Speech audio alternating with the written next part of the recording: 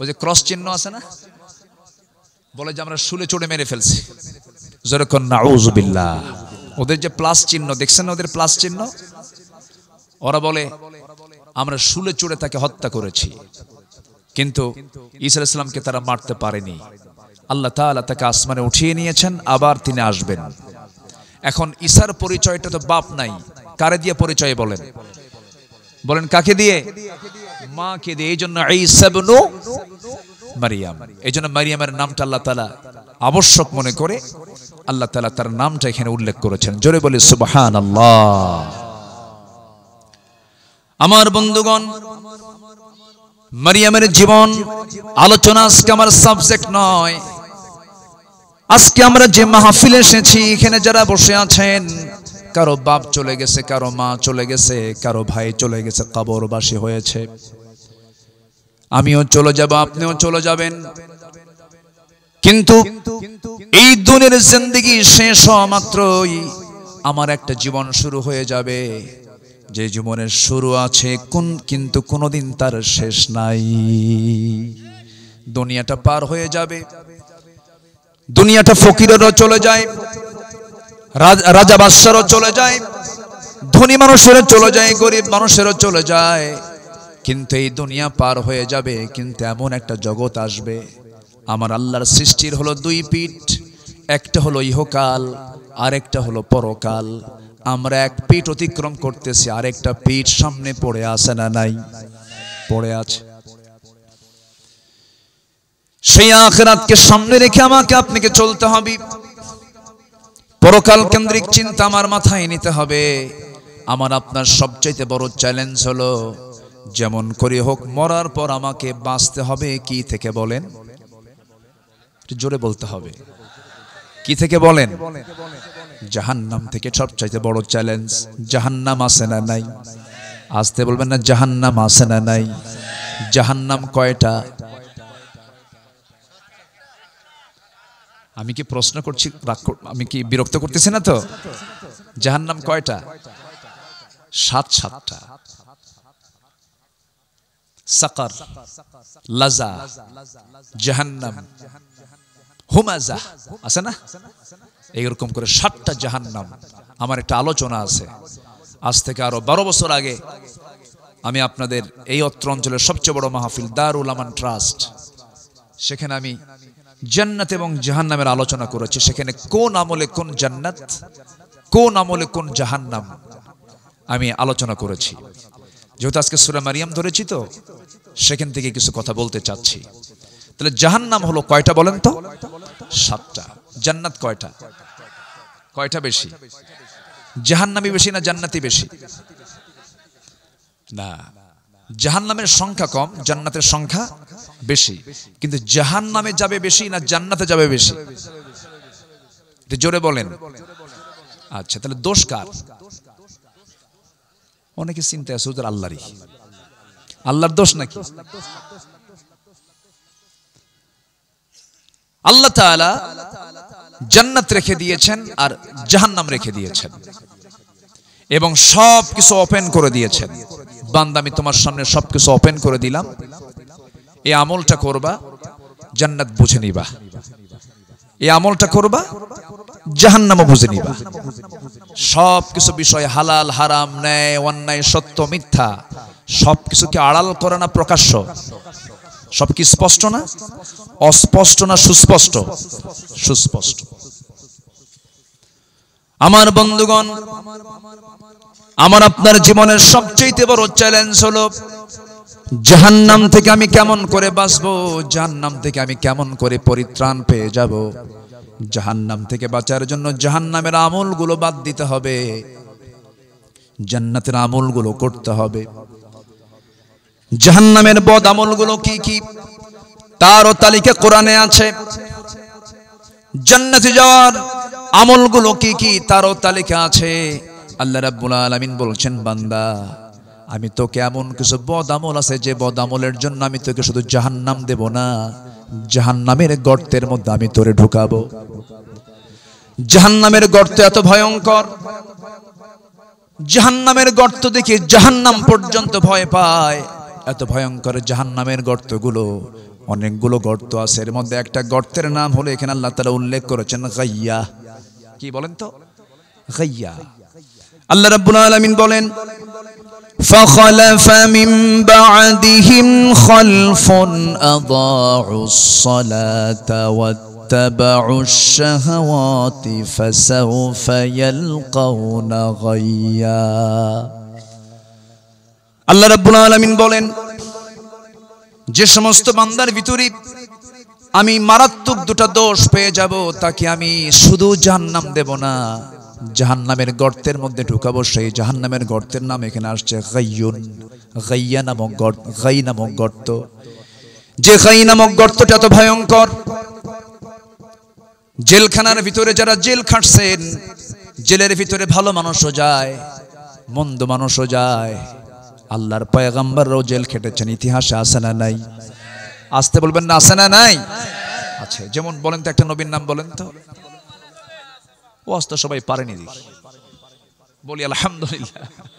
সাইয়েদনা ইউসুফ আলাইহিস সালাতু ওয়াস সালাম তিনি জেল খেটেছেন, তার কি কোনো দোষ ছিল? আচ্ছা, তার মামলা কি ছিল বলেন তো? হ্যাঁ, কিন্তু নবীর কি কোনো দোষ ছিল? খুব সুন্দর একটা অ্যানসার দিয়েছে এখানে যুবকটা।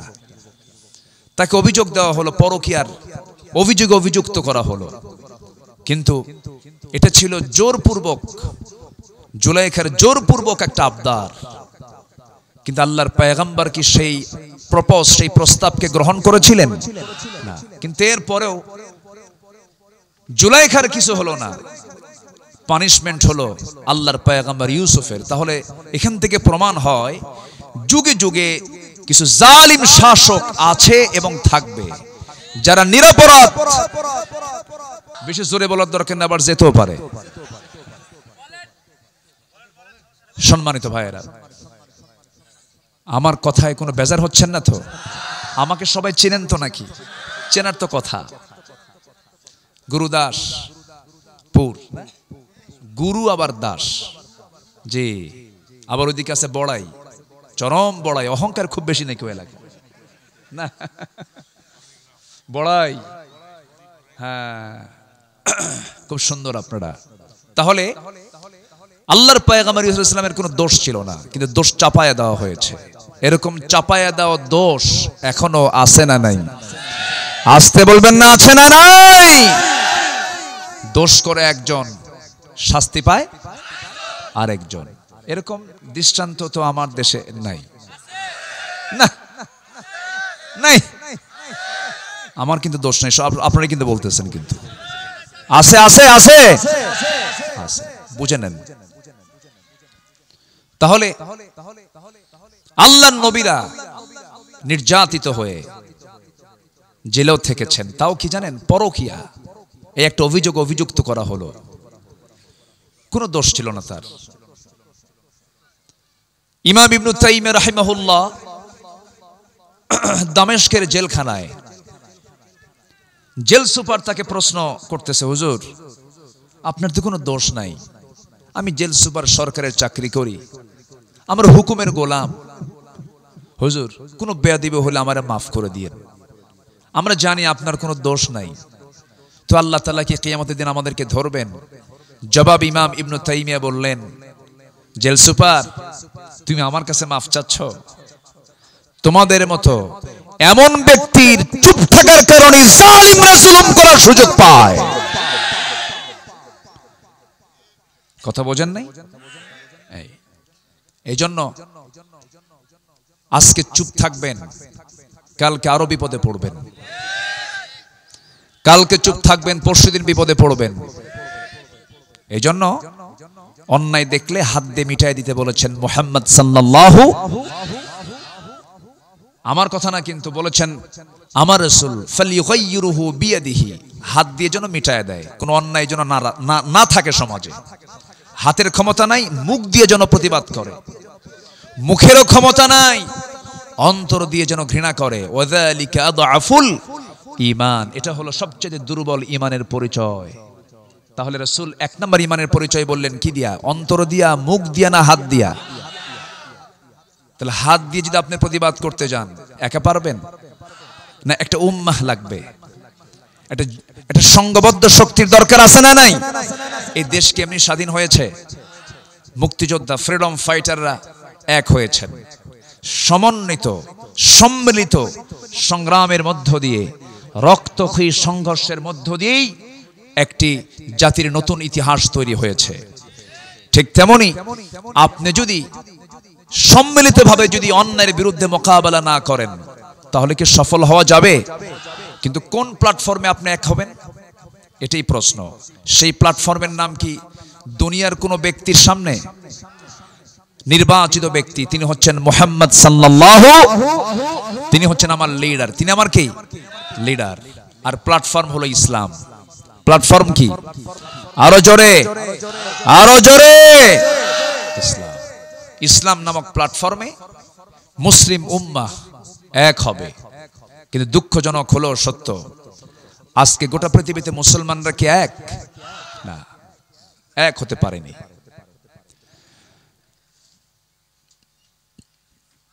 আমার বন্ধুগণ, একটু কান লাগাবেন, মনোযোগ দিয়ে কথাগুলো শুনবেন।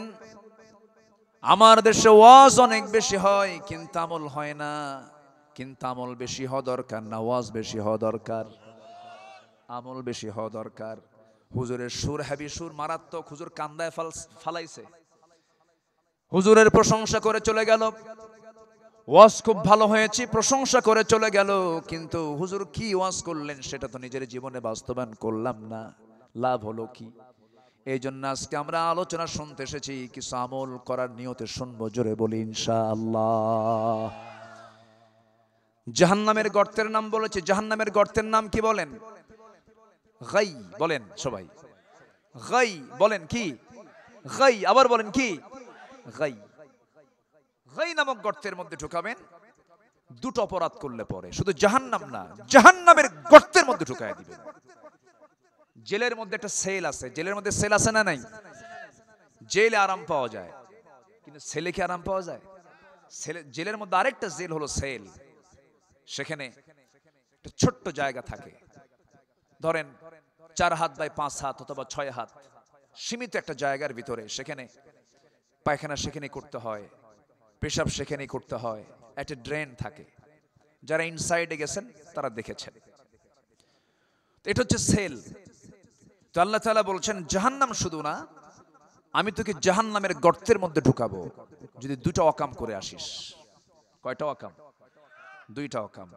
1 নম্বর হলো যারা নামাজকে নষ্ট করে ফেলেছে। আমার দেশে তো বেনামাজি নাই।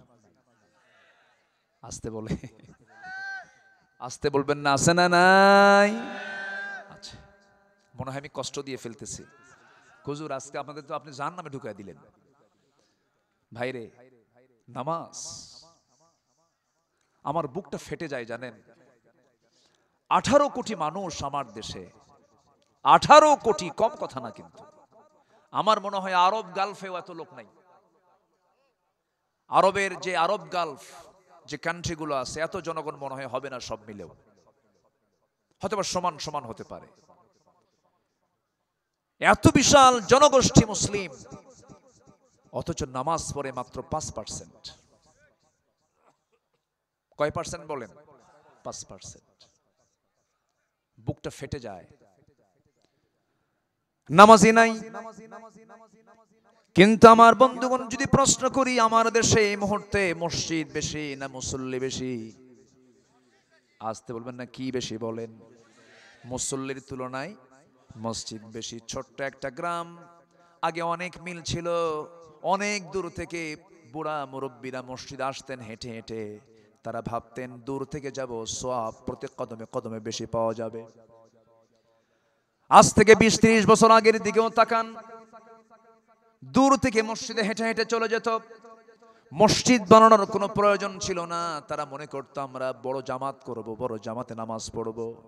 কিন্তু আজকে গ্রুপ গ্রুপ হয়ে হয়ে একটা গ্রামের মধ্যে এই প্রান্তে একটা মসজিদ, মাঝখানে একটা মসজিদ, ওই কোণার একটা মসজিদ। আমি কি ভুল বলতেছি? মসজিদ বেশি দরকার না মুসল্লি বেশি দরকার? মুরব্বী রাগ করতেছেন না তো? এই কথাগুলো বলার দরকার আছে না? কেন মসজিদ বেশি হলো? মসজিদ বেশির কারণ হলো ওর দাদার জায়গার উপরে মসজিদ। আমার দাদা নাই, তোর দাদার জায়গায় মসজিদ নামাজ পড়তে যাব না, আমার দাদার জায়গার উপরে মসজিদ বানাবো। যে মসজিদ তৈরির লক্ষ্য হলো ভ্রাতৃত্ব নষ্ট করা, সেই মসজিদে নামাজ পড়াও জায়েজ নাই। ঠিক কিনা? আমি কিন্তু কথাগুলো মেরে দিচ্ছি, যে দিক দিয়ে যায় সেদিক দিয়ে চলে যাক। ঠিক আছে না কথাগুলো? খালি টাকা আছে দেখি আপনি মসজিদ একটা জায়গা দান করবেন, এটা এতই সহজ। আমার রাসূল কিছু মসজিদের দেরার যেটা ছিল আগুন দিয়ে জ্বালায় দিয়েছেন রাসূল। মুনাফিকদের মসজিদে কি ধরায় দিয়েছেন? আগুন ধরায় দিয়েছেন। আমার বন্ধুগণ, আজকে মসজিদ ঘন ঘন, কিন্তু মুসল্লি নাই, নামাজের কোনো খবর নাই। ফজরের সময় আজান হয়, একটা গ্রামের 3টা মসজিদ থেকে আজান হয়ে যায়। আজান চলছে মসজিদ থেকে, মসজিদগুলো পাকা পাকা হয়ে গেছে, টাইলসওয়ালা মসজিদ। কিন্তু আমার নবীর মসজিদটা ছিল, সেই মসজিদটা পাকা না কাঁচা ছিল? কাঁচা ছিল। কিন্তু মসজিদ ছিল কাঁচা, ঈমানটা ছিল পাকা। হারে কি পাকা ঈমান ছিল তাদের! আমার নবী যে নামাজে দাঁড়াইছেন, মুসল্লিরা নামাজে দাঁড়ায় গেছেন, কি মজা পেয়েছেন নামাজের ভিতরে। এই গত রমজানে আমি আমার নবীর কবরের পাশে দাঁড়িয়ে নামাজ পড়েছি। নবীর কবর থেকে মাত্র 20 হাত দূরে আল্লাহ পাক আমাকে বহুবার নিয়েছেন এই রমজানে। তারাবির নামাজ শেষ হয়ে গেল। তারাবির নামাজ শেষ হওয়ার পর সেই জায়গার কিছু ইমামদের সঙ্গেও পরিচয় আছে। আল্লাহ তাআলা এই ভাগ্যটা আমাকে দিয়েছেন আপনাদের দোয়ায়, আলহামদুলিল্লাহ। আব্দুর রহমান সুদাইসির নাম শুনেছেন তো? দেখা করেছি, কথা বলেছি। ডক্টর মোহসিন আল কাসিম, মদিনার যিনি ইমাম, তার সঙ্গে দেখা হয়েছে, কথা বলেছি, পরিচয় পর্ব করেছি। এই রমজানে আমার নবীর কবর থেকে মাত্র 20-30 হাত দূরে নামাজে দাঁড়ায় গেলাম কিয়ামুল লাইল। নামাজ তো তারাবি হয়ে গেছে, এরপরে কিয়ামুল লাইল ইমাম সাহেব দাঁড়াইছেন। ইমাম সাহেবের বয়স হলো 90 বছর। কত বছর? আপনার বয়স কত হবে? 75 বছর। ওনার চাইতে 15 বছরের বড়। 90 বছরের বুড়া ইমাম, বয়োবৃদ্ধ ইমাম নামাজে দাঁড়ালেন, নামাজ শুরু করলেন। কিয়ামুল লাইল তিনি পড়াচ্ছেন 2 রাকাত। কিয়ামুল লাইল নফল নামাজ পড়তে সময় লেগেছে 39 মিনিট। যেরকম সুবহানাল্লাহ। ওটা কি নামাজ? নফল নামাজ। 2019 সালে মনে আছে, আমার বাবা ডান পাশে, একসঙ্গে হজে গিয়েছিলাম আমি আর বাবা। বাবার পায়ে সমস্যা, নামাজে দাঁড়াইছি, নামাজ পড়তেছি। এরকম বয়স্ক ইমাম ফজর 2 রাকাত নামাজ পড়ালেন। নামাজ পড়তে পড়তে সময় লেগে গেছে প্রায় 29 মিনিট। যদি আমার দেশের কোন ইমাম যদি ফজরের নামাজে যদি 29 মিনিট সময় দিয়ে যদি একদিন নামাজ পড়ায়, নামাজও শেষ, বলবে হুজুর টোপলা নেন। ঠিক কিনা? সময় তো দিতে হবে নামাজের ভিতরে। আমরা ওয়াজ শুনি ঘন্টা ঘন্টা, কিন্তু নামাজ পড়তে বিরক্ত, তার লাভটা হলো কি? ওয়াজে বেশি সময় দরকার না, নামাজে বেশি সময় দরকার। নামাজে আল্লাহ তাআলা বলছেন, ফাখলাফা মিন বাদিহিম খালফুন আযাউস সালাহ ওয়াত্তাবাউস শাহাওয়াত। আমি তাদেরকে জাহান্নামের গর্তের মধ্যে ঢুকায় দেব, যারা নামাজকে নষ্ট করে ফেলেছে, যারা নামাজ পড়ে নাই। আবার আরেক জায়গায় আয়াতের ব্যাখ্যার একটা আয়াত আল্লাহ রাব্বুল আলামিন বলেছেন, কোরআন তেমন একটা কিতাবের নাম, একটা আয়াতের ব্যাখ্যা আল্লাহ তাআলা আরেকটা আয়াতে দিয়েছেন।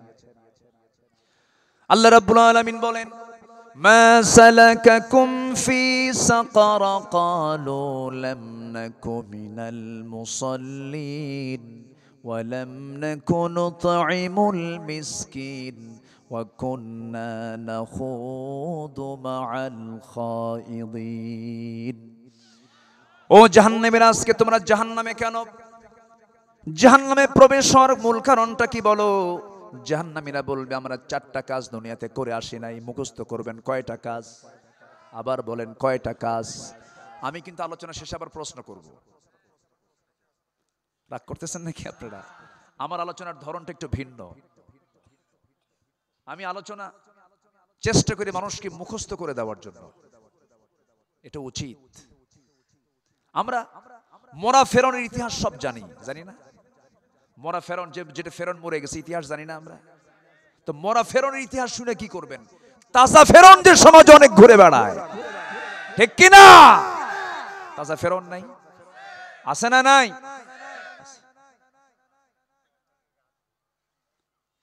মরা আবু জেহেলের ইতিহাস আর কত শুনবো আমরা?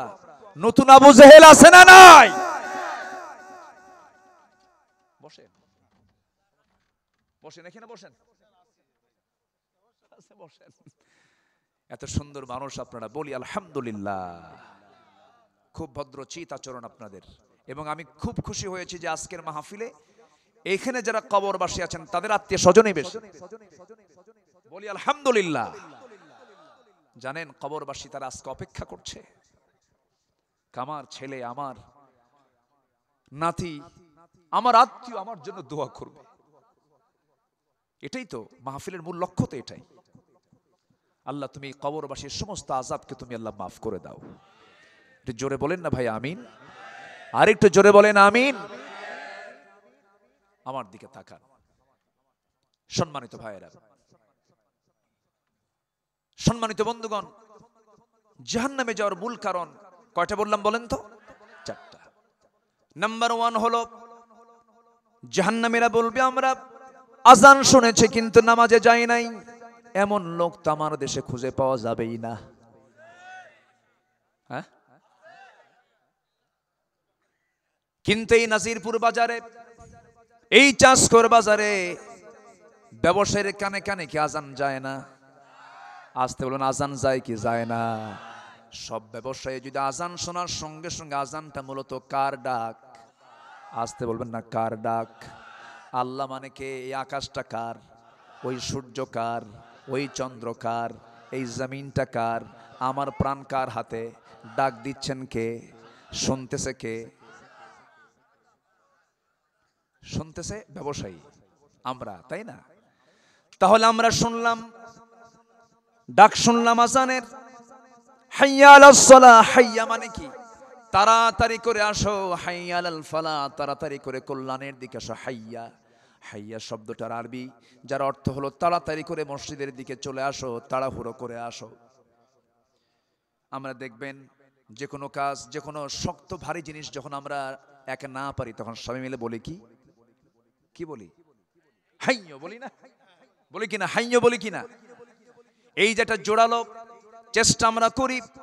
আল্লাহ বলছেন বান্দারে তাড়াহুড়ো করে সব কাজ ফেলে একসঙ্গে চলে আসো, নামাজের দিকে আসো, নামাজে দাঁড়াও।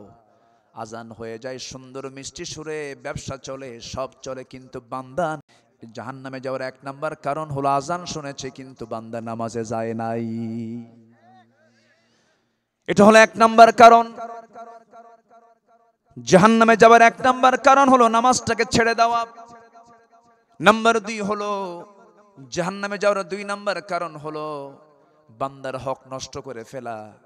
মিসকিনদের খাবার দানে যারা উৎসাহ দেয় নাই, বান্দার হক যারা নষ্ট করেছে, রাস্তার টাকা মেরে খেয়েছে, জনগণের টাকা মেরে খেয়েছে, এতিমের মাল, ভাতিজার মাল চাচা মেরে খেয়েছে, বোনের সম্পত্তি ভাই বুঝে দেয় না, এমন ভাই তো গুরুদাসপুরে নাই। আসতে বলবেন না, আছে না নাই? বলবো আবার যদি জমি যদি ভাগ করে দেওয়া লাগে, দিবেন তো? তাহলে মাহফিল সফল, বলি আলহামদুলিল্লাহ। বসেন। মঞ্চটা যখন হাঁটে না, তখন মনে হয় ভূমিকম্প শুরু হয়েছে। কেমন একটা আওয়াজ হচ্ছে না? আওয়াজ হয়, এটা মনে হয় সেটিংটা হয়নি। হ্যাঁ, যখন হাঁটে তখন মনে হয় ভূমিকম্প শুরু হয়ে গেছে, একটা আওয়াজ হয়। আমার কথা কি বিরক্ত হচ্ছেন আপনারা? বলি আলহামদুলিল্লাহ। তাহলে 2টা কারণ বললাম। বনের সম্পত্তি মেরে খাওয়া যাবে? যাবে, যাবে। আচ্ছা, আমার দেশে কি বনের সম্পত্তি দেওয়া ভাই কি বেশি না কম? ভালো করে বলবেন। বনের সম্পত্তি পুঙ্খানুপুঙ্খ, পাই টু পাই বুঝায় দেয়, এমন ভাইয়ের সংখ্যা বেশি না কম? কম। নাই, কাম সারছে। খালি দোয়া করে দেয়, দোয়া করে দেয়। ওই দেখেন দোয়া করে দেয়। উনি ভুক্তভোগী, উনি খুব রাগ করছে। আবার আড়াল থেকে হয়তো মা বোন বলতেছেন, হুজুর একটু ভালো করে রাখুন, ভাই কিছু বসে আছে, যদি অংশটা পাই। ঠিক আছে না? ওয়াজের ফলাফল বোনরা কালকে টের পাবে যে ওয়াজের ফলাফল কি হলো। শোনেন, আল্লাহর হক আর বান্দার হক, এই দুটো ঠিক যদি কোনো বান্দা রাখতে পারে, জান্নাতে যেতে তার কোনো বাধা নাই। যেরকম সুবহানাল্লাহ। কার হক? এক নম্বর কার হক? আল্লাহর হক এক নম্বর হলো নামাজ। এক নম্বর কি বলেন? নামাজ। বান্দার হক আছে না নাই? আচ্ছা আচ্ছা, আল্লাহ তাআলা কিন্তু ইচ্ছা করলে কবরের সব হিসাব নিতে পারতেন, কিন্তু আল্লাহকে সব হিসাব কি কবরে নিবেন? কোথায় নিবেন বলেন? সবাই বলেন। হাসরে। কেন এত টাইম কি দরকার? আল্লাহ তো কবরেই ফিনিশিং দিতে পারতেন, কিন্তু কবরে তো হিসাব ক্লিয়ার হবে না। কেন? আল্লাহর হক নয়। আল্লাহ বললেন তুই নামাজ পড়ছিস না, বিচার করে ফেললেন। কিন্তু যে বান্দা কবরে গেছে, ওর আত্মীয় স্বজন তো এখনো মরেই নাই, আসতে কয়। ঠিক কিনা বলেন? আবার ওই যে কাবিল প্রথম যে খুনটা করেছিল, ইতিহাস কিন্তু জানলে ওয়াজ শুনতে মজা লাগে। এখন ওই ইতিহাসগুলো যারা জানেন তারা জিনিসটা ক্লিয়ার হবে। প্রথম যে খুনটা করছিল সেটা কে? না, কাবিল। কে করেছিল? মারছে কাকে? হাবিলকে। যত খুন হবে, সমস্ত খুনের একটা অংশ, একটা অপরাধের একটা অংশ কার আমলনামে যাবে? ওই কাবিল পাবে। তাহলে এখন বলেন, তাহলে কবরে কি বিচার শেষ করা সম্ভব? না। তাহলে এই কবরের এখানে বিচার করলে তাহলে সঠিক বিচার হবে না। এই জন্য আল্লাহ তাআলা কায়েম করেছেন হাসর। কায়েম করেছেন কি? হাসর। হাসরে বিচার করবেন কে? আল্লাহ তাআলা। সব ডেকে আনবেন, সবগুলোকে গোছায় আনবেন। সম্মানিত ভাইরা, চলে যাবেন? অনেক রাত হয়ে গেছে। না না, ঠিক আছে, আপনি চলে যান। না না না না, সমস্যা নেই, আপনাদের ব্যস্ততা অনেক বেশি। তো রাত হলে তো এটাই হয়, 12টার পরে তো ওয়াজ হয় না, হয় আওয়াজ, আলোচনা হয় না, আলু ছানা। আমরা বুঝি না অনেকে, বুঝলেন?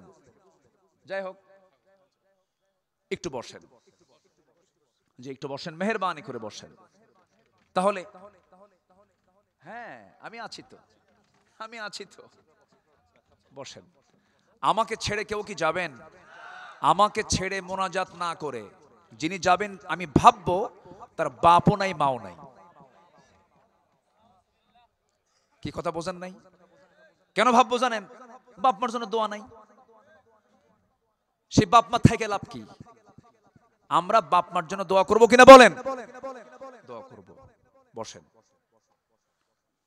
সম্মানিত ভাইয়েরা, একটু কান লাগাবেন। আমি একটু সাজিয়ে গুছিয়ে কথা বলার চেষ্টা করি, ভাঙ্গা চূড়া এলেম কালাম তেমন নাই।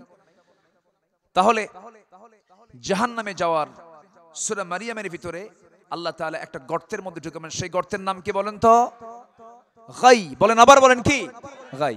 কয়টা কারণে? দুইটা। এর মধ্যে এক নম্বর কারণ কি? নামাজ নষ্ট করা। আবার এইদিকে সূরা মুদ্দাসসিরে বলছেন 4টা কারণে বান্দা জাহান্নামে যাবে। এর মধ্যে এক নম্বর কারণ কি? নামাজ। তাহলে এখানেও নামাজ, ওখানেও নামাজ। এরপর বলছেন বান্দার হক যারা নষ্ট করবে, বোনের সম্পত্তি বুঝে দেয় না। বাবা মারা গেছে এক যুগ আগে, কিন্তু ভাইরা শুধু তাল বাহানা করে। বোন যখন মাঝে মাঝে আসে, বোনকে পাম্পট্টি দেওয়ার জন্য কাঁচা গোল্লা নিয়ে আসে। নাটোরের সেই রেল স্টেশন থেকে কাঁচা, কি রেল স্টেশন না?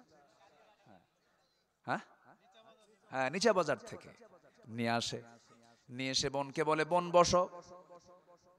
ও আমার বোন, তোমরাই তোমার বড় বোন, বাপ মারা গেছে, অংশ নিতে এসেছো। একটা কথা বলি, বোন রাগ করো না, অংশ নিলে কিন্তু ধ্বংস হয়।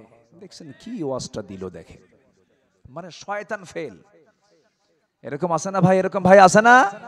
আচ্ছা, অংশ দিয়ে দিতে হবে। লিযযাকারি মিসলু হাযযিল উনসাইন। যেদিন আপনার বাবা মারা গেছেন, সেদিন থেকে আপনার বোন, আপনি যা পাবেন তার অর্ধেক আপনার বোন পেয়ে গেছে। 5 ভাই, কোনো কথা নাই। একটা গামছা বাবা রেখে গেছেন, গামছাটাকে প্রয়োজনে 5 টুকরা করে 5 ভাই নিয়ে নেবে। এটাই হলো ইনসাফ। এই দুনিয়াতে যার এরকম বিচার ঠিক থেকে যাবে তার জন্য জান্নাত ঠিক থেকে যাবে। দুনিয়াতে যার অংশ বন্টন ঠিক আছে তার জান্নাতের অংশ বন্টনও ঠিক থাকবে, নষ্ট করা যাবে না। আমার বন্ধুগণ, গাই নামক গর্তের ভিতরে সরাসরি কোরআনে আসছে 7টা অপরাধ করলে, 2টা অপরাধ করলে পরে বান্দাকে গাই নামক গর্তের মধ্যে দেব। আরেকটা অপরাধ হলো অত্তাবাউশ শাহাওয়াত, মন যা চায় সেই অনুযায়ী চলে। মন চায় মদ খাবো, মদ খায়, এমন লোক আছে না নাই বলেন? মদের দোকান নাটোর জেলায় নাই, মদখোর নাটোর জেলায় নাই। তাহলে ওরা কিন্তু হজও করে, আবার লেখে আলহাজ অমক, কিন্তু ও যে মদ খায় লেখা উচিত আলহাজ মদখোর অমক। নাটোর জেলায় তো সুদখোর নাই, আসতে বলবেন আছে না নাই? আমার ওয়াজ শুনে যদি আজকে কেউ মন খারাপ করেন তাহলে ভাববো ওটা সুদ খায় আর একটা মদ খায়। আমার বন্ধুগণ, আল্লাহ রাব্বুল আলামিন সরাসরি আয়াতের মধ্যে বললেন 2টো অপরাধ করবা আমি জাহান্নামের খাই নামক গর্তের মধ্যে দেব। একটা হচ্ছে নামাজ নষ্ট করবা, আর একটা হলো মন যা চায় তাই করবা। আমরা কি নফসের গোলাম হব না আল্লাহর গোলাম হব? কার গোলাম হব? আল্লাহর গোলাম হব। আল্লাহ রাব্বুল আলামিন এই 2টা সরাসরি কারণ বললেন। তাফসীরে কুরতুবীর মধ্যে এসেছে, তাফসীরে কুরতুবীর মধ্যে এসেছে ইমাম কুরতুবী আরো 7টা কারণ তুলে ধরেছেন। হাদিসকে সামনে রেখে ব্যাখ্যায় তিনি বলেছেন আরো 7টা অপরাধ যারা করবে তাদেরকে গাই নামক গর্তের মধ্যে ঢুকানো হবে। তার মধ্যে 1 নাম্বার হলো যে জেনাকার জেনা করতে করতে পাকা হয়ে গেছে, এমন জেনাকার বুঝি বাংলাদেশে নাই? আছে না নাই? আছে। নাম্বার 2 হলো যে মদ্যপায়ী, মদ পান করতে করতে বুড়া হয়ে গেছে, মদ ছাড়ে না। নাম্বার 3 হলো যে সুদখোর, সুদের কারবার করতে করতে সুদে পাকা হয়ে গেছে, আল্লাহ তাকে জাহান্নামের গর্তের মধ্যে ফেলে দিবেন। যে সন্তান পিতামাতার হক আদায় করে না, পিতামাতাকে কষ্ট দেয়। আজকে আমি মাহফিল আসতে নিয়ে একজন যুবক আমাকে কেঁদে কেঁদে বলছে, মা হুজুর আপনি এমন একটা আলোচনা করবেন। এই যে লেখছে আমাদের এলাকায়, বামনকোলা এলাকায় প্রায় বাড়িতেই দেখি বৃদ্ধা মা নির্যাতিত হয়। ছেলেরা বৃদ্ধ মার কথা শোনে না, বউদের কথা শোনে। বৃদ্ধ মা নিজে পাক করে, রান্না করে খায়, খুব কষ্টে আছে এ সকল বৃদ্ধ মা। এটা কি যৌক্তিকতা আছে না নাই? আমি খুব কেঁদে, কে যেন দিচ্ছে আমি চিনিও না, আসতে নিয়ে দেখলাম আমাকে একজন দিয়েছে। এটা খুব, আমি এটা পড়ে আমার চোখে পানি আটকাতে পারিনি। একটা প্রশ্ন করব ভাইরে, মা বড় না বউ বড়? ভালো করে কম, চিন্তা করে কবেন, মা বড় না বউ বড়? আবার বলেন মা বড় না বউ বড়? মাহফিলে মা বড়, বাড়িতে বউ বড়। দেখেন মুরব্বী কি কয়। হ্যাঁ,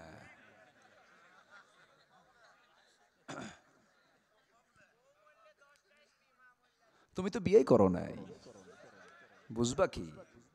বুঝবা কিছু? আগে বিয়ে করো তারপরে বুঝবা, ঠিক কিনা?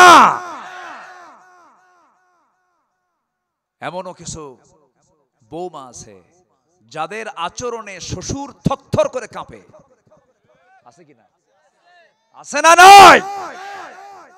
আপনি স্বামী, আপনার এগুলো মাথায় রাখতে হবে, এগুলো মাথায় রাখতে হবে। বৃদ্ধা মা, উনি রান্না বান্না করে খাবেন একা একা, হাজারো গন্ডগোল লাগুক এটা হারাম। হাজারো ভুল হয়ে যাক, মা ভুল হলে ওটা আইন, বাপ ভুল করলে ওটাই আইন, কোনো কথা বলা যাবে না। যে সন্তান বাপ মার বিরুদ্ধে বিচার চায় ওটা অবাধ্য, কুপুত্র ওটা, ঠিক কিনা? লজ্জা শরম নাই ওগুলো লজ্জা শরম নাই। কিন্তু মা কিন্তু কাউকে বলে বেড়ায় না, মা বলে না। মাকে আপনি যদি বলেন মা তোমাকে নাকি তোমার ছেলে এরকম করে, না আমার ছেলে খুব ভালো, আমি কি ভুল বলতেছি? মার কলিজা তোমার মতো না, মার কলিজা হচ্ছে আকাশের মতো উদার। মার সঙ্গে নাফরমানি করা যাবে না। যে সন্তান বুড়াকালে বাপ মাকে দেখার সময় পায় না, বিভিন্ন ব্যবসার অজুহাতে, চাকরির অজুহাতে, এগুলো হারাম, তার কোনো কাজে বরকত হবে না। আমার বন্ধুগণ, পাহাড়িয়া গর্তে তিনজন যুবক একটা সফরে রওনা দিয়েছে। প্রচন্ড ঝড়, গর্তের মধ্যে গিয়ে আশ্রয় নিয়েছে। আমার নবীজি এরকম করে একদিন আলোচনা করছিলেন। আলোচনার মাঝেই আমার নবীজি বলে ফেললেন, সাহাবীরা, বনি ইসরাইল গোত্রের তিনজন যুবক তারা পাহাড়ি একটা গর্তের মধ্যে ঢুকে পড়ল। প্রচন্ড ঝড় শুরু হয়ে গেছিল। এমন সময় বাঁচার জন্য আশ্রয় নিল গর্তের ভিতরে। প্রচন্ড ঝড় যখন শুরু হয়ে গেল, সাথে ঘন বৃষ্টি শুরু হয়ে গেছে। পাহাড়ি ঢলে উপর থেকে বিশাল ওজনের একটা পাথর এসে ওই গর্তের গুহার মুখে এসে আটকে যায়। মৃত্যু ছাড়া কোনো গতি ছিল না তাদের। এমন সময় তিনজন যুবক চোখের পানি ফেলে ফেলে কান্দে, আর আল্লাহর কাছে তিনজন তিন দিক হয়ে বসে গেল, দোয়া করতেছে। আল্লাহ, এক যুবক দোয়া করে, আল্লাহ, জীবনে তেমন কোন আমল করতে পারি নাই, তবে একটা রাত আমি চেষ্টা করেছি আমার যৌবনকে কন্ট্রোল করার জন্য। আমি আমার চাচাতো বোনের ঘরের মধ্যে ঢুকলাম, তার সঙ্গে আমি জেনা করব। আমি তার বুকের উপর উঠে গিয়ে বসেছি। এমন সময় আমার সেই বোনটা বলল, ভাই রে, আমি তুমি দুজন যদিও ঘরের মধ্যে নির্জনে কথা বলছি, জেনার কাছে লিপ্ত হয়ে যাচ্ছি, কিন্তু জানো সবচাইতে বড় রাজ সাক্ষী কিন্তু আমার আল্লাহ দেখতেছেন। সঙ্গে সঙ্গে, ও আল্লাহ, আমি জেনার কাছ থেকে নিজেকে দূরে রেখে চলে এসেছি, জেনার কাছে লিপ্ত হই নাই। নাম্বার 2 যুবক, সে আল্লাহর কাছে প্রার্থনা করছে, আল্লাহ, আমি একজন লেবার নিয়েছিলাম কাজের জন্য, শ্রমিক, সকাল সন্ধ্যা কাজ করলো। সন্ধ্যার সময় আমি তাকে তার পাওনা দিয়ে দেব, কিন্তু আমি ছিলাম না, সে পাওনা না নিয়েই চলে গেল। আমি তার কাছে ঋণী হয়ে গেলাম। ওই শ্রমিকের পাওনা টাকা দিয়ে আমি একটা ছাগল কিনেছিলাম, সে ছাগলটা বড় করেছি, সেখান থেকে অনেকটা ছাগল জন্ম নিয়েছে, ছাগল পাল হয়ে গেছে। বহুদিন পর সে যখন আমার কাছে আসলো, আমি আমানত স্বরূপ শুধু ওই টাকা না দিয়ে ছাগল পালটা আমি তাকে দান করে দিয়েছি। আল্লাহ, আমি আমানত রক্ষা করেছি। প্রথম জন বলল, আমি যৌবনকে হেফাজত করেছি। তৃতীয় যুবক বলতেছে, আল্লাহ, কোন এক রাতের আধারে গভীর রাতে আমি বাড়িতে আসলাম, আমার বউ আমাকে অজুর পানি দিল, আমি অজু বানালাম, পরিষ্কার হলাম। আমার হাতে একটা গ্লাস দুধ আমাকে দিয়ে বলল, তুমি এটা পান করো। আমি এটা পান করলাম না। আমার গ্লাস হাতে নেওয়ার সঙ্গে সঙ্গে আমার মনে পড়ে গেছে বুড়া মায়ের কথা। আমার মা আমার পাশের ঘরে শুয়ে আছি, আমার মেয়েটা দুধ খাওয়ার জন্য অস্থির, মেয়েকেও দিলাম না, আমিও নিলাম না, আমিও খেলাম না। আমার ঘরে গিয়ে দেখি মা ঘুমানো। মা শেষ রাতের দিকে জায়গা পেয়ে দেখে আমি তার সামনে গ্লাস হাতে নিয়ে দাঁড়ায় আছি।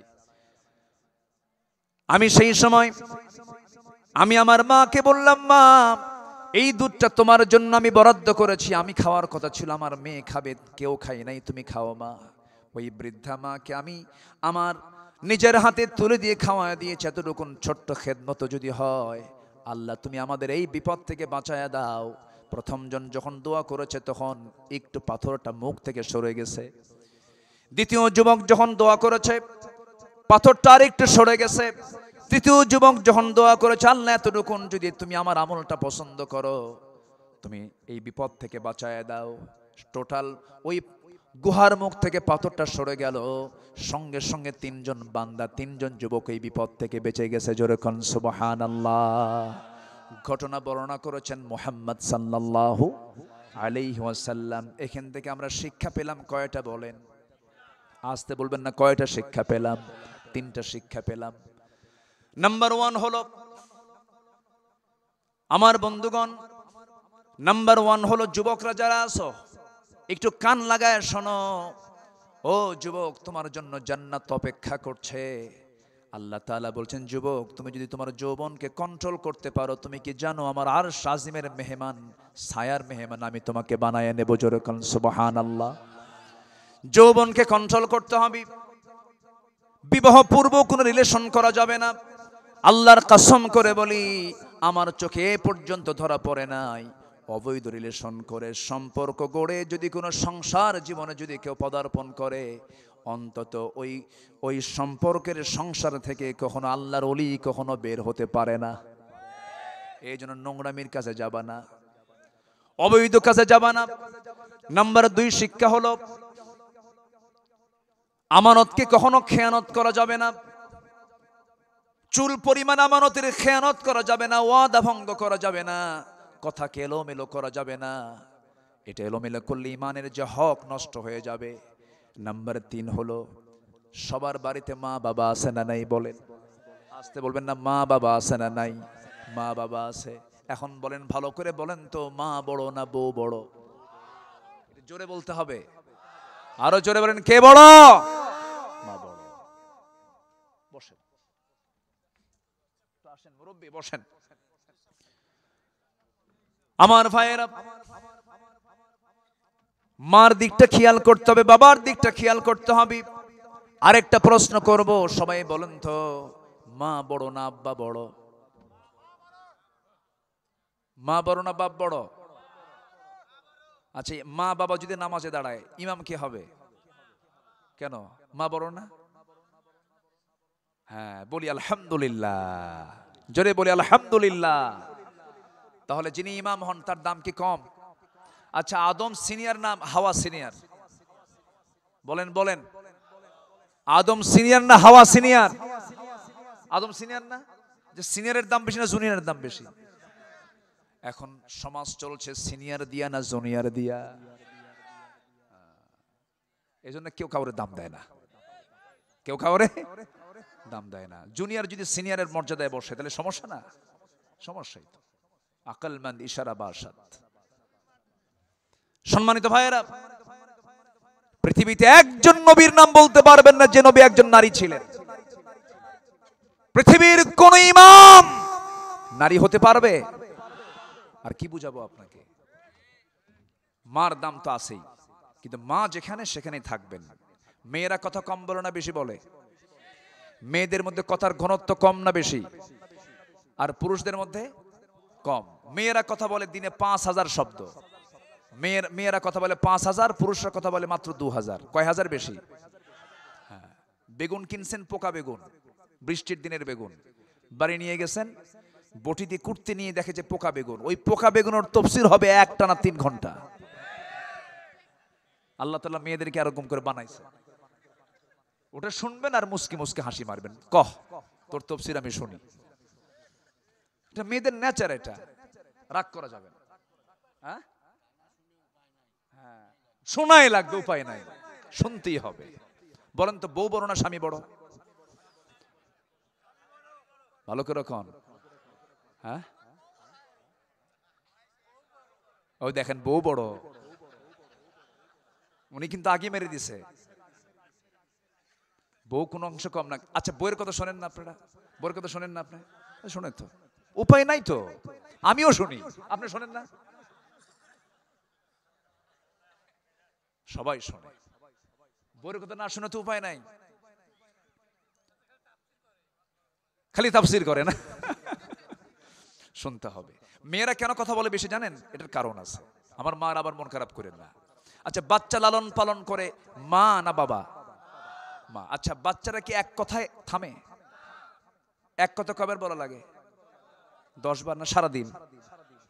বাবা থাম, বাবা থাম, ও বাবা থাম, এই যে এটা নে ওটা নে, বাবা থাম, বাবা থাম। মা সারাদিন বলতেছে, কোনো ক্লান্তি আছে? কোনো ক্লান্তি আছে? আর আপনার কোলে দিয়ে যদি বলা হয় তুই 2 ঘন্টা দেখ, খালি একবার বলবেন থাম, বাবা থাম, বাবা থাম, থাম। কি কথা বোঝেন নাই? তাহলে মেয়েদের যে আল্লাহ তাআলা কথা বাড়ায়া দিয়েছেন, এর কারণ যুক্তি আছে না নাই? আল্লাহ, আল্লাহু আকবার। আল্লাহ যাকে যেটা ডিপার্টমেন্ট দিয়েছেন সেই ডিপার্টমেন্টে সে কাজ করবে। বলি আলহামদুলিল্লাহ।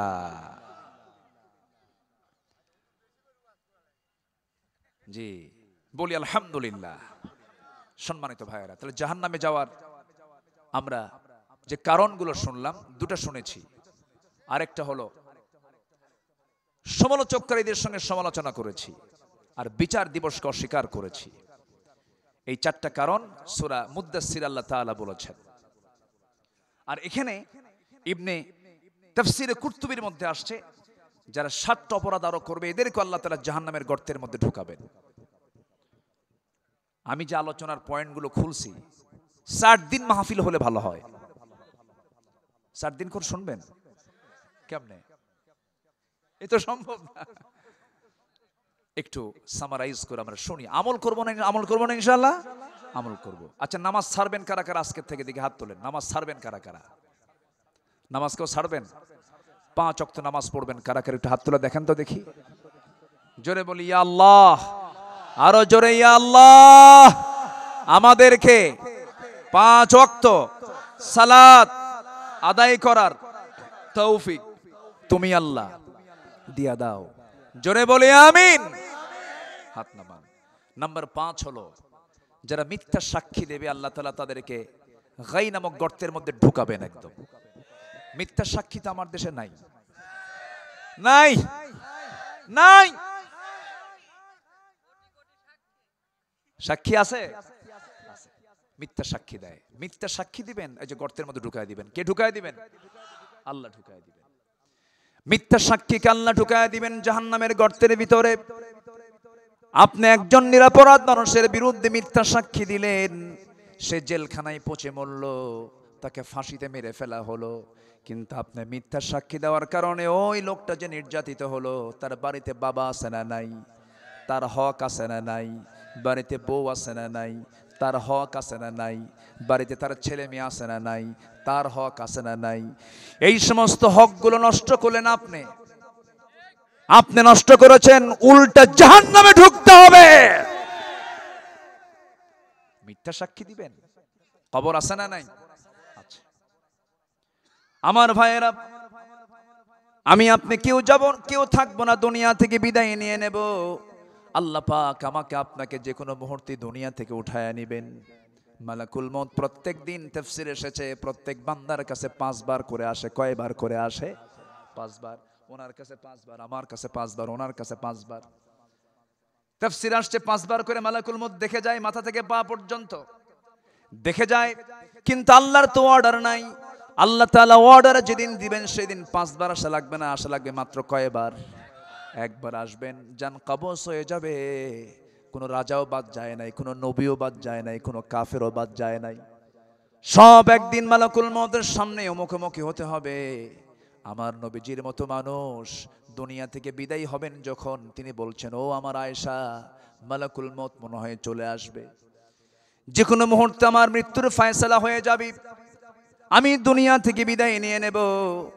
আমার নবীজির প্রথম স্ত্রী আম্মা জান খাদিজা রাদিয়াল্লাহু তাআলা আনহা ইন্তেকাল করেছেন মক্কায়। কোথায়? আর বাকি সব স্ত্রী ইন্তেকাল করেছেন সব মদিনায়। সব স্ত্রীর কবরগুলো মদিনায় আছে, কিন্তু আম্মা জান খাদিজার কবরটা আছে কোথায়? মক্কায়, মুআল্লা কবরস্থানে। আল্লাহ তাআলা আমাকে দেখার সুযোগ করে দিয়েছেন। মুআল্লা কবরস্থান এরকম মাকবারা, কবর দেখলে আমরা সালাম দেব। জোরে বলি ইনশাআল্লাহ। কবরবাসীর সামনে গিয়ে একটু দাঁড়াবো, দাঁড়ালে আখিরাতের কথা মনে হয়ে যাবে। আমার নবীজি হঠাৎ করে দেখলেন খাদিজার মন খারাপ। নবীর কাছে এসে বলছেন, ইয়া রাসূলুল্লাহ, কেমন যেন মনে হচ্ছে, আমি মনে হয় বাঁচবো না। আমি যদি কোনো বেয়াদবি করে থাকি আপনি আমারে মাফ করে দিয়েন। রাসূল বলেন, খাদিজা এমন করে কোনোদিন তো বলো না, কি হয়েছে তোমার বলো। তিনি বলছেন, মনে হয় দুনিয়া থেকে বিদায় নেব। রাসূল কেমন সময় বলা হলো, তার 3 দিন আগে আমার নবীজির আপন চাচা আবু তালেব দুনিয়া থেকে বিদায় নিয়েছেন। আমার নবীজির চোখের পানি ফুরায় না। নবীজি বলছেন, খাদিজা, আমার আপন চাচা আবু তালেব মারা গেল, তুমি আবার কি বলো? হ্যাঁ হুজুর, আমার মনে হয় আমি বাঁচবো না। আমি আপনার কাছে 3টা জিনিস চাবো। রাসূল অবাক হয়ে গেলেন, আমার খাদিজা কোনোদিন আমার কাছে কোনো কিছু চায় না, বরং খাদিজা তার সমস্ত সম্পত্তিগুলো আমার হাতে তুলে দিয়েছে। খাদিজা তো আমার কাছে চায় না, সমস্ত স্থাবর অস্থাবর সব সম্পত্তি আমার হাতে যে মহিলা তুলে দেয়, সেই মহিলা আমার কাছে আবার কি চায়? তিনি বললেন, খাদিজা তুমি কি চাও? তুমি আজকে যা চাইবা তাই দিয়ে দেব। রাসূল বলছেন, খাদিজা কি বলবে বলো? তিনি বলছেন, আমি দুনিয়ার কোনো কিছু চাই না, আমি চাই আমার যদি মরণ হয়ে যায়, আমার লাশটা আপনি আপনার পিঠে বহন করে আপনি কবরের দিকে নিয়ে চলে যাবেন, কবরে শোয়া দেবেন। কবরে শোয়া দিয়া আপনি কবর থেকে উঠবেন না, আমার চেহারা আপনি কিবলামুখী করে দিবেন, আপনি কবরে দাঁড়ায় থাকবেন ততক্ষণ যতক্ষণ মালাকুল মউত, যতক্ষণ প্রশ্নকারীর ফেরেশতা মুনকার নাকির যখন না আসবে। মুনকার নাকির যখন চলে আসবে, আমার মনে হয় আমার এই টুটাফাটা আমল নিয়ে আমি 3টা প্রশ্নের জবাব দিতে পারবো না। আপনি আমার হয়ে মেহেরবানি করে 3টা প্রশ্নের জবাব দিয়ে দিবেন। আমার নবীজি কাঁদতেছেন, নবীজি বুকের সঙ্গে জড়িয়ে ধরে বলছেন, খাদিজা তুমি আমার জীবনের সবচাইতে বড় স্মৃতি, তুমি যা বলবে তাই হয়ে যাবে, কোনো চিন্তা নাই খাদিজা, তুমি চিন্তা করো না। মালাকুল মউত চলে আসলেন, মা খাদিজার ইন্তেকাল হয়ে গেল। সিরাত গ্রন্থে এসেছে আমার নবীজি তার কথা মতো তার লাশটা নিয়ে চলে গেলেন, কবরের দিকে নিয়ে চলে গেলেন। আমার নবীজি যেদিন খাদিজাকে হারিয়েছেন সেই দিন থেকে শুরু করে নিয়ে মৃত্যুর দিন পর্যন্ত এমন কোনো দিন নাই যে দোয়ায় রাসূল খাদিজার নামটা বাদ দিয়েছেন। সব দিন দোয়া করেছেন খাদিজার জন্য, তিনি সবসময় চোখের পানি ফেলে ফেলে কেঁদেছেন। আম্মাজান খাদিজা দুনিয়া থেকে বিদায় নিলেন, বিদায় নেওয়ার সময় রাসূল তাকে বিদায় দিয়ে দিবেন, তার কথা মতো তার লাশটা নিজের পিঠে বহন করে কবরে নিয়ে চলে গেলেন। কবরে শোয়া দিলেন, কবরে শোয়া দিয়া আমার নবীজির চেহারা কিবলামুখী করে দেন, বারবার আসমানমুখী হয়ে যায়। জিবরিল আমিন বলছেন, ইয়া রাসূলুল্লাহ, খাদিজার চেহারাকে আপনি সোজা করতে পারবেন না, আরশের সঙ্গে সরাসরি তার চেহারার সরাসরি সম্পর্ক হয়ে গেছে। 3টা প্রশ্নের জবাব দেওয়া লাগবে না আপনার, 3টা প্রশ্নের জবাব দেওয়ার জন্য আর শাজিমের মালিক আল্লাহ যথেষ্ট, যে আল্লাহ নিজে খাদিজাকে সালাম দেয়। সুবহানাল্লাহ, কোনো চিন্তা নাই আপনার। আমার নবীজি কবর থেকে উঠে আসলেন, আম্মাজান খাদিজার মতো মানুষ, যে খাদিজাকে আল্লাহ নিজে সালাম দেন, সেই খাদিজা কবরকে দেখে আনন্দ করেন না ভয় পান? কবরটা কি আনন্দের জায়গা না ভয়ের জায়গা? ওসমান জিন্নুরাইনের মতো মানুষ, ওসমান জিন্নুরাইনের মতো মানুষ দুনিয়াতেই যিনি জান্নাতের সংবাদ পেয়েছেন, কবরের কথা মনে করলে পরে শিশুর মতো কাঁদতেন। কিসের মতো কাঁদতেন? শিশুর মতো হাওমাও করে কাঁদতেন। আমার বন্ধুগণ, আজকে আপনার বাবা গেছে, আজকে আপনার ছেলে গেছে, আজকে আপনার নাতি চলে গেছে, আপনার বউ চলে গেছে, আপনার ভাই চলে গেছে, আমিও চলে যাব। একটা কবর দেখে যদি শিক্ষা না পাই, ওই লোকের মতো পোড়া কপাল আর দুনিয়াতে কেউ নাই। সব আমরা দুনিয়া থেকে বিদায় নেব। আমার ভাইয়েরা, আমার বন্ধুগণ, সেই পরকালীন জিন্দেগির কথা মনে করে আমি আপনাদেরকে আজকে কয়েকটা কাজ দেব। 1 নাম্বার কাজ হলো, আজকের মাহফিলে যারা আসছেন সবার কাছে আমার জোর একটা দাবি, আমরা কি একই সাথে সবাই কি আর শাজিমের ছায়ায় থাকতে চাই নাকি?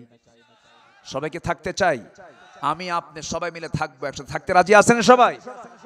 বাড়ির সন্তান কেমন করে বুঝাবেন, মেয়েটাকেও বুঝাবেন, মেয়েকে বলবেন মা বোরকা পর, পর্দা কর, একই সাথে দুনিয়াতে যেমন থেকে গেলাম জান্নাতের মধ্যে একসঙ্গেই থাকবো আমরা। পর্দা কর মা, নামাজ পড়। ছেলেটাকে আস্তে করে ডাক দিয়ে কথা বলবেন।